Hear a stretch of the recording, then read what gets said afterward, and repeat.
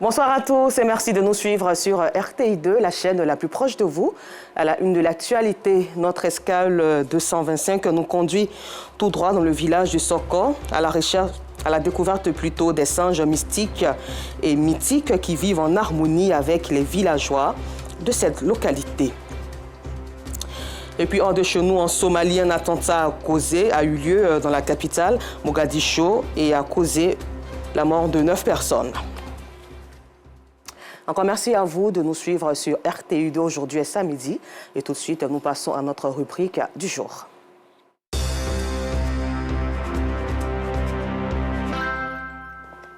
Tout comme à Numombo, c'est un village célèbre de la Côte d'Ivoire. Dernier village ivoirien à la frontière ghanéenne dans le nord-est du pays. Soko est un village fondé par le peuple Sénoufo appelé Nafana, situé à 7 km de la ville de Bondoukou. Le village doit sa renommée à ces singes mystiques et mythiques qui font partie intégrante de la population villageoise. Avec Nour Sangaré, Afisiata Karamoko Dosso, Gilles Tonien et Boureima Guiré, découvrons-les ensemble. Situé à 7 km de la ville de Bondoukou, dans la région du Gontougo, Soko est l'un des villages les plus populaires du pays, de par son histoire avec celle des singes sacrés. Bonjour, bonne arrivée. Adama Ouattara dit Katonga en sait beaucoup. Il est le doyen d'âge de ce village dominé majoritairement par les Sénoufos appelés Nafana. Ce nom, Nafara, est venu du Mali. Les Malinqués nous appelaient Nafamoro. Nafamoro. Si tu restes avec les Nafana, tu gagnes ce que tu cherches. C'est pour cela qu'ils nous appelaient Nafana, Nafara, Nafamoro. C'est ce qui est resté sur nous, sinon nous sommes des Sénoufos. C'est à la recherche de gibier que Mela, chasseur traditionnel Nafana, s'est retrouvé sur le site du village qu'il a baptisé Solo Kolo, qui signifie piste des éléphants, mais qui par déformation est devenu aujourd'hui Soko. Au début, il était dans un village non loin de Soko, qu'on appelle Olkei. Il était avec son grand frère là-bas. Et il venait ici pour faire sa chasse. Après, il a demandé à son grand frère, où je vais pour chasser, j'ai trouvé assez de pistes des éléphants. Donc là-bas, quand je vais, je trouve facilement les éléphants pour battre. Donc, avec ta permission, je vais te demander d'aller m'installer là-bas. Son grand frère lui a dit, il n'y a pas de problème. C'est dans ces conditions qu'il était quitté là, à Olke, pour venir s'installer ici, dans sa cabane que vous voyez là. À son arrivée, le chasseur trouva des singes dont la présence lui évitait la solitude. En voyant les singes faire des grimaces comme des personnes, ça lui faisait rire comme il était avec des personnes. Donc, c'est ce qui a fait que Mela a pris l'importance de ces singes-là. Un fusil chargé contre des éléphants pour prendre à aller battre soit un singe, à l'époque, c'était du gaspillage. Donc, il ne s'amenait pas à battre les singes. Les singes aussi, en n'étant pas menacés, ils aussi n'avaient plus peur du fondateur que les Mela. Lorsqu'il quittait sa cabane, que vous voyez, pour aller faire sa chasse, dans sa cabane, il y avait toujours de quoi à manger. La banane, les arachides, les morceaux de manioc. Ils aussi descendaient dans sa cabane pour s'approvisionner. Donc, ils n'avaient plus peur de lui. Voici l'histoire qui a fait que les singes sont restés à Soko. D'où la sacralité de ces singes qui font désormais partie des habitants du village. À Soko, on les retrouve dans ses anacardiers. Ibrahim est celui qui s'en occupe. Il a des cris dont lui seul a le secret pour faire sortir ces singes de leur habitation. C'est comme ça que j'appelle les singes. Je les ai adaptés avec ce cri-là. Donc je les appelle et puis ils viennent.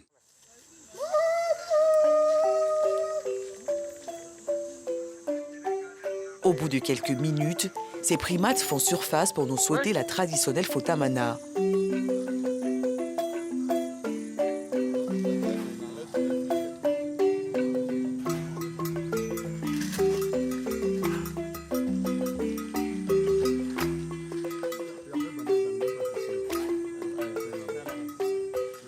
Il est interdit de tuer et manger ces singes.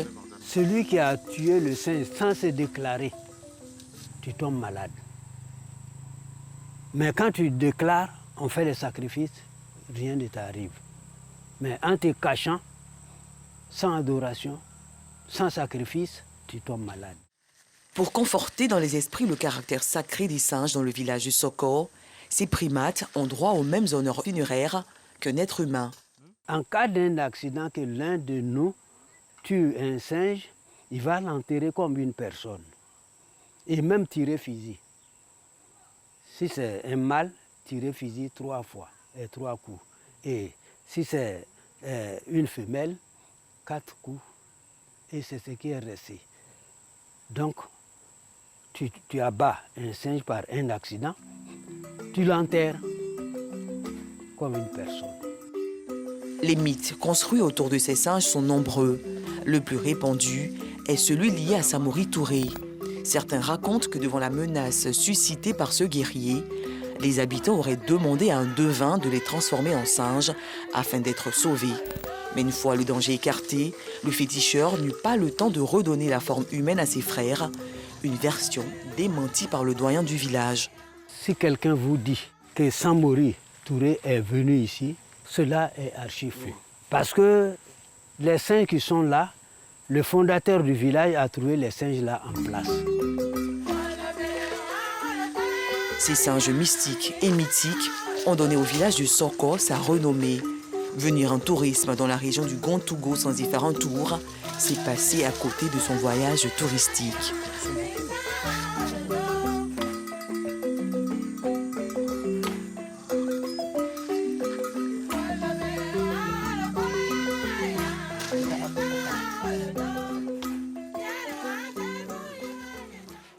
Des singes mystiques mais assez gourmands. Ce 29 octobre marque la célébration de la journée mondiale de l'accident vasculaire cérébral, AVC. Le but de cette journée est d'informer le grand public sur la prévention des facteurs de risque, mais aussi sur l'importance et l'urgence de la prise en charge immédiate des victimes dès les premiers symptômes tels que la confusion mentale, les problèmes d'élocution, le trouble de la compréhension, les vertiges, parésie ou paralysie d'une partie du corps ou d'un membre. De multiples facteurs peuvent provoquer un AVC selon l'Organisation mondiale de la santé, OMS. L'hypertension constitue le premier facteur de risque pour les attaques cérébrales de nos jours. Il est possible de prévenir, traiter et surtout gérer les attaques cérébrales en agissant sur les principaux facteurs de risque comme l'hypertension artérielle. Et puis la lutte contre le cancer continue pour l'Octobre Rose qui s'achève le lundi prochain. L'ONG Magnon a organisé en partenariat avec l'AS Ivoire Golf Club une compétition féminine du golf suivie d'une séance de dépistage du cancer du sein et du col de l'utérus. Une initiative qui vise à prévenir et venir en aide aux femmes victimes du cancer du sein. Maïssa Kogei, Joël Gosset. Le cancer du sein, un mal pernicieux qui se manifeste par la multiplication de cellules anormales dans le sein, pouvant également se répandre dans le reste du corps. En Côte d'Ivoire, le cancer du sein est un véritable problème de santé publique, notamment au sein de la jeunesse féminine. La maladie tue chaque année près de 1800 femmes sur plus de 3000 cas enregistrés selon des chiffres officiels. Pour lutter efficacement contre cette pathologie et contribuer à l'éradiquer, l'ONG Magnon, en partenariat avec l'AS Ivoire Golf d'Abidjan, a initié une compétition féminine de golf pour soutenir et venir en aide aux femmes victimes du cancer du sein.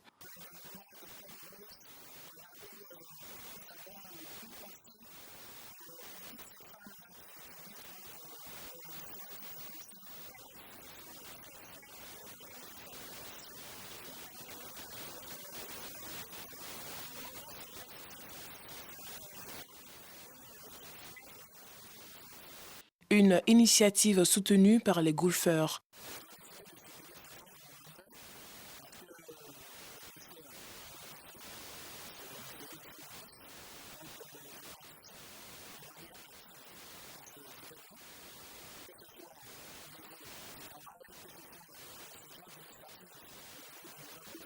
Après le golf, les membres de l'ONG Magnon ont investi les locaux de l'Institut des sciences et techniques de la communication ISTC Polytechnique, où elles ont procédé en collaboration avec la Fondation des femmes dynamiques à Tsunamit à une séance de dépistage gratuit des cancers du sein et du col de l'utérus.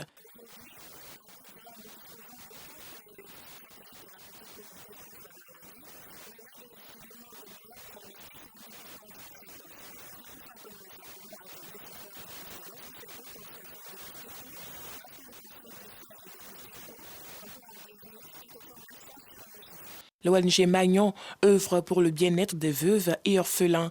En ce mois d'octobre, elle a décidé de mettre un accent particulier sur la lutte contre le cancer du sein, première cause de mortalité chez la femme en Côte d'Ivoire.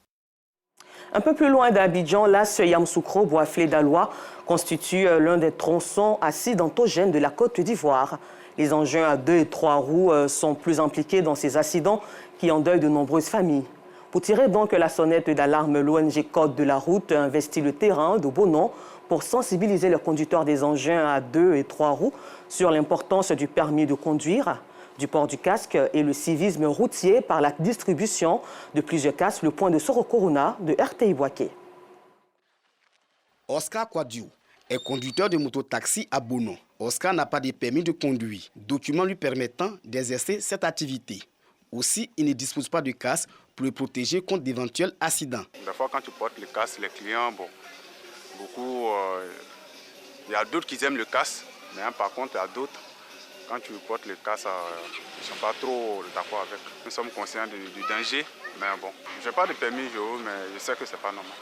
Oscar n'est pas le seul dans ce cas. Moi, personnellement, quand je porte les casques, à chaque fois qu'il fait chaud, j'ai des démangeaisons dans mes cheveux. Mes cheveux me grattent beaucoup. Donc ça me fatiguait énormément. C'est pourquoi j'ai enlevé le casque. À Bonon, les mototaxis sont impliqués dans plus de 50% des accidents de la circulation. Des chiffres qui font du tronçon Yamoussoukro-Bonon-Daloa l'un des plus accidentogènes du pays. Nous avons pris un arrêté municipal, exiger le port de casque, exiger le permis de conduire et exiger l'âge de 18 ans pour monter en moto. Mais malheureusement, nous constatons qu'il y a beaucoup de jeunes qui conduisent des motos. On assiste toujours à des accidents, des morts d'hommes. Et c'est regrettable. Pour interpeller et sensibiliser les acteurs sur les services routiers, le port du casque, l'obtention du permis de conduire, l'ONG Code de la route est sur le terrain. Quand nous avons fini de créer l'ONG, nous avons constaté que à Bonon, il y a un véritable problème d'incivisme. La moto est utilisée comme un moyen de transport, mais sans aucune mesure de protection.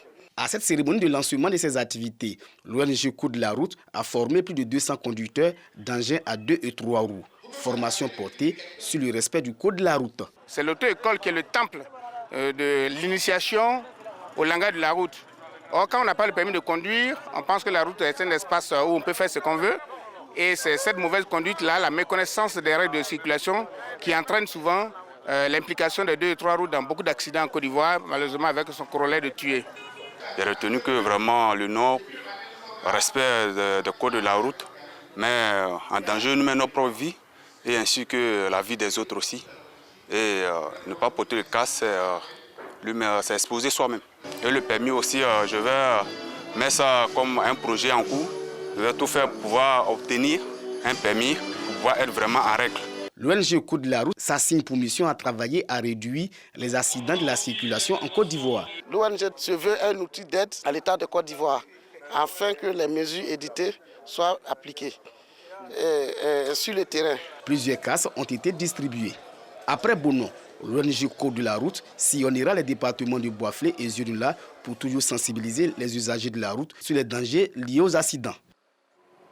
En culture, créer une large ouverture sur la valorisation des pans culturels du Boukani, non visités ou encore méconnus, de sorte à les promouvoir et offrir un festival. À cet effet, donc, son conseil régional a procédé tout récemment au lancement de la 10e édition du Festival des arts et cultures du Boukani, Festibo. Le compte rendu de Yacouba Koulibaly.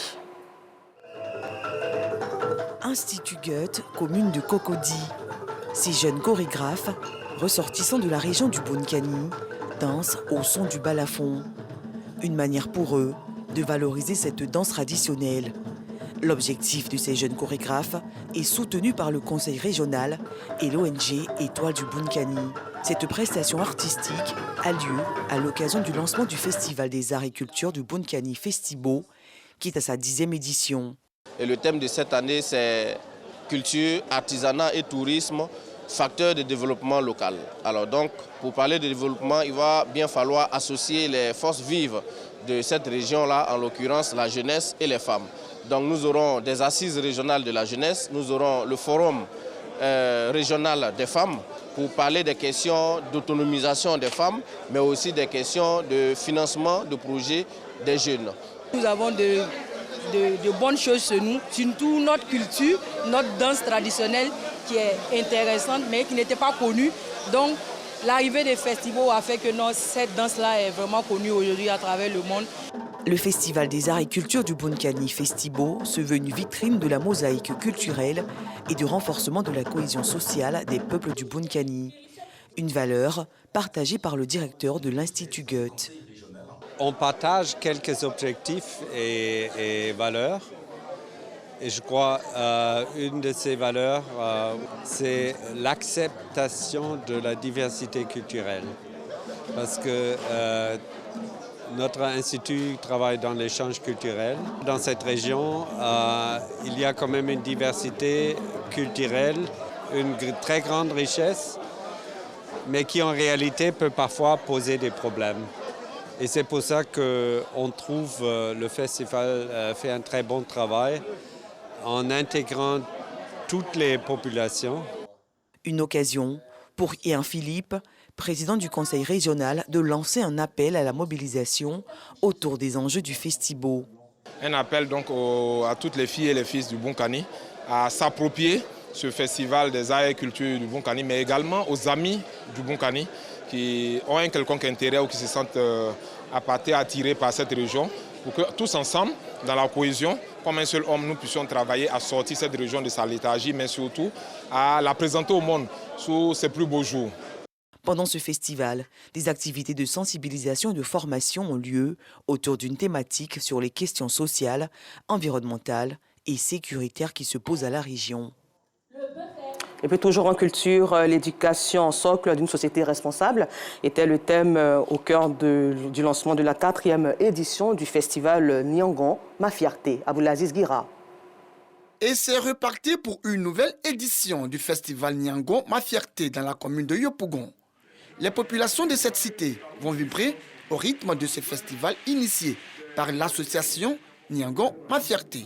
Le but principal du festival, c'est de donner à Niangon ce que Niangon nous a donné. Nous sommes nés, grandis à Niangon, et Niangon nous a donné l'éducation, la santé. Alors, nous, on fait ce festival-là pour appeler nos parents, nos amis à nous retrouver pour festoyer, parce que pendant un an, on aura travaillé. Pour cette 4e édition, les organisateurs ont bien voulu miser sur l'éducation de la jeunesse ivoirienne. L'éducation, c'est la base. C'est la base. Vous avez dans une société forte parce que vous avez des personnes qui sont éduquées. Quand la société n'est pas forte, c'est qu'il y a un problème d'éducation, il y a un problème d'instruction.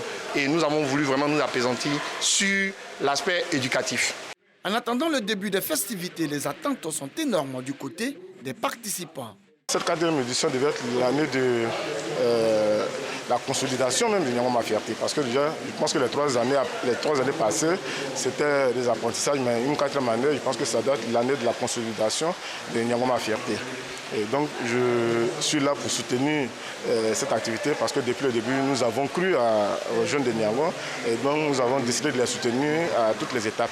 Créée en 2019, l'association Niangon Ma Fierté entend, à travers ses œuvres à caractère social, contribuer au rayonnement de la commune de Yopougon.